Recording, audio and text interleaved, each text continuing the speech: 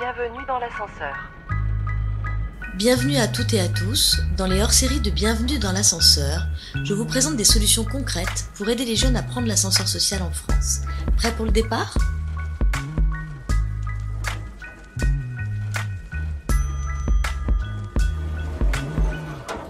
Dans ce hors-série, je reçois Alexandre Archange, qui est le représentant des alumni de l'association Les Entretiens de l'Excellence.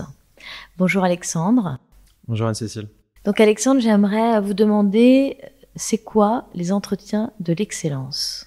Alors, les Entretiens de l'Excellence, c'est une association créée il y a bientôt 20 ans qui a pour objectif de réunir des collégiens et lycéens le samedi pour leur présenter différents métiers, différents parcours possibles de vie, d'études.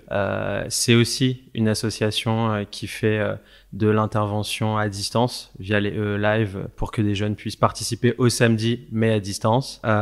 Et c'est enfin une association qui, grâce aux promotions de l'excellence, accompagne des jeunes tout autour de la France pour leur permettre de, pendant 3 ans, être accompagnés par des mentors et évoluer et découvrir le monde professionnel entre 15 et 18 ans. Très bien. Alors, comment on accède aux entretiens de l'excellence, à l'association et à ces différentes possibilités ?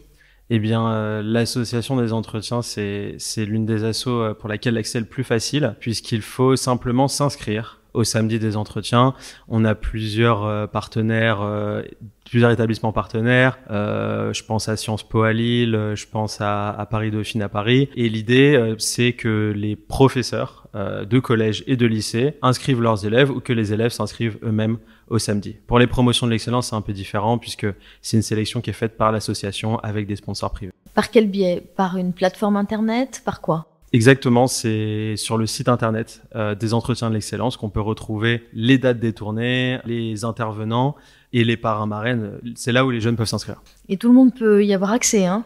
Il n'y a pas de conditions. Il faut être au collège ou au lycée pour bénéficier des samedis. Et il n'y a pas de conditions, pas de critères à l'entrée. Bienvenue dans l'ascenseur. Comment vous faites la différence entre les samedis donc des entretiens de l'excellence et un forum de l'orientation ? Je dirais que le mot qui revient le plus souvent pour parler des samedis, c'est le mot intervention.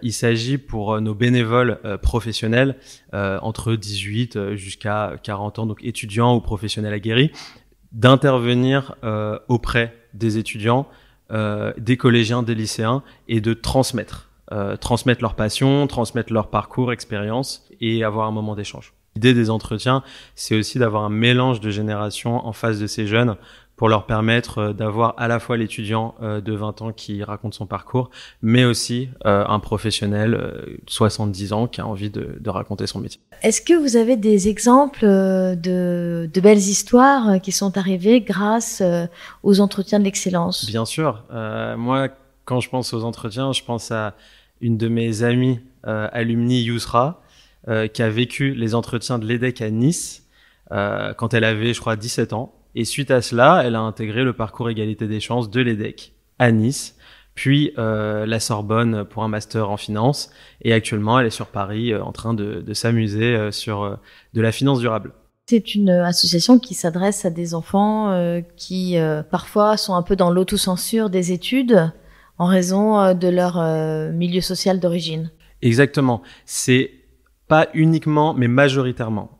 C'est-à-dire que les entretiens sont ouverts à tout le monde, mais notre priorité, évidemment, dans un contexte français, européen, c'est d'impacter ces jeunes qui peuvent avoir une censure au moment de finir leurs études au lycée et d'arriver dans les études supérieures et de se projeter. On les aide à se projeter via les samedis. Puis il y a tout simplement aussi le fait qu'ils savent même pas forcément que ça existe la possibilité de faire des études comme celle-là. Je reprends l'exemple de Yousra. Quand elle m'a parlé de ses études en finance, elle me disait qu'avant d'aller aux entretiens, elle n'avait pas idée qu'il y avait une vie après le bac. Les entretiens l'ont donc, l'intervention via les entretiens l'a donc aidé à vraiment dépasser ses attentes, dépasser son imagination sur le plan des études. Pour reprendre l'exemple de Yousra, donc elle sait même pas qu'elle peut éventuellement faire l'EDEC. Finalement, elle arrive à rentrer à l'EDEC. Ce qui déjà est compliqué, j'imagine, parce qu'il y a un concours, non? Bien sûr, l'EDEC ne l'a pas laissé rentrer sans sélection. Elle a été sélectionnée sur ses notes, sur ses résultats au bac, classique, pour rentrer en post-bac. D'accord. Et donc après, une fois qu'elle est à l'EDEC, si elle n'imaginait pas avant de faire l'EDEC que l'EDEC existait, j'imagine que ça doit être assez compliqué de suivre ce type d'études pour des raisons à la fois culturelles et financières.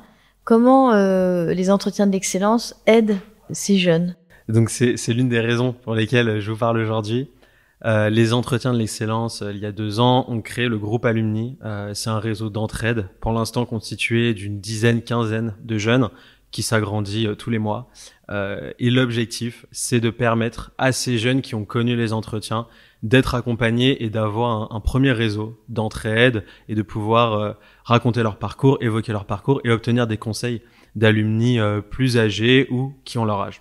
Et vous, Alexandre, vous êtes passé par les entretiens de l'excellence? Exactement. Moi, j'ai découvert les entretiens de l'excellence quand j'avais 14 ans. Je suis passé par hasard à Sciences Po avec mon père et on a fait la connaissance de certains membres de l'association avec qui on est resté en contact pendant 15 ans.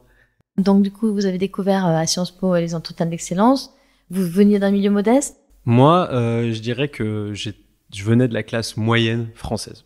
Pas supérieure, pas inférieure, mais c'était la cible. Même si aujourd'hui, je crois qu'elle n'existe plus, mais en tout cas, c'était ma provenance sociale. Et du coup, ça vous a apporté quoi? Qu'est-ce qui s'est passé ce jour-là? Je dirais que je reprends encore l'exemple de Yousra parce que c'est aussi en fait à travers elle mon exemple et l'exemple de milliers de jeunes qui ont été impactés par les entretiens de l'excellence.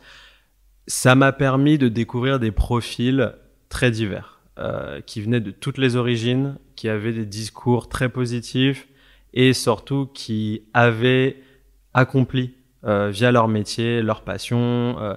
Et je dirais que ça m'a inspiré déjà grâce aux membres de l'association avec lesquels je suis resté en contact, mais aussi parce que je pense que inconsciemment, ça a dû ouvrir une porte ou plusieurs portes. Et je pense que tous les jeunes impactés chaque année, on est à plus de 100 000 alumni potentiels aujourd'hui, ont été impactés et des portes mentales se sont ouvertes sur les études, sur la vie.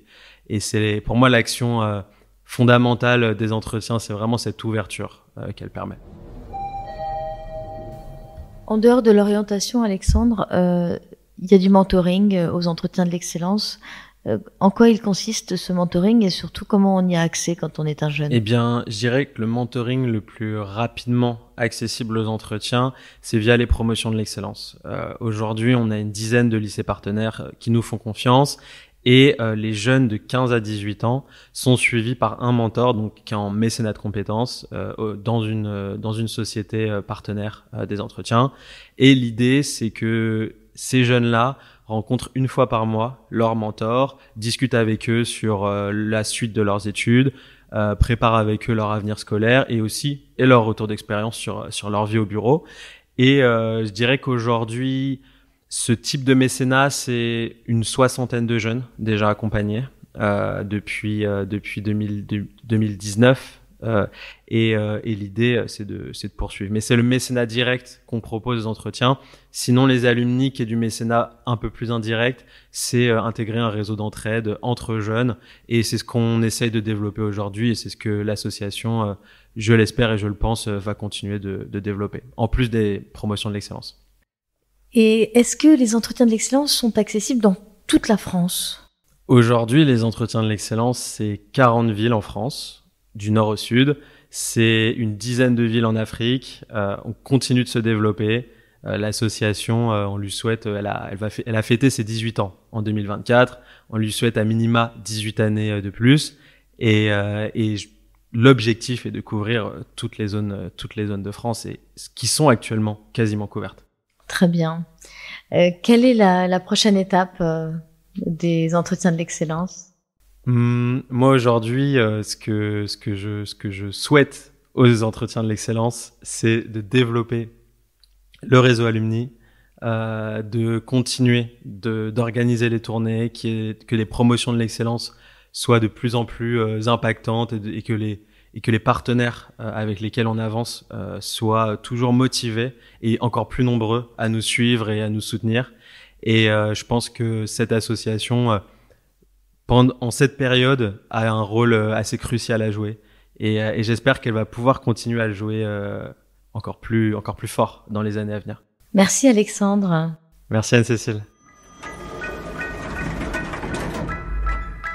Bienvenue dans l'ascenseur. C'était Bienvenue dans l'ascenseur, un podcast réalisé par Actuality. Montage et mixage, Romain Majewski. Musique, Kevin O'Leary.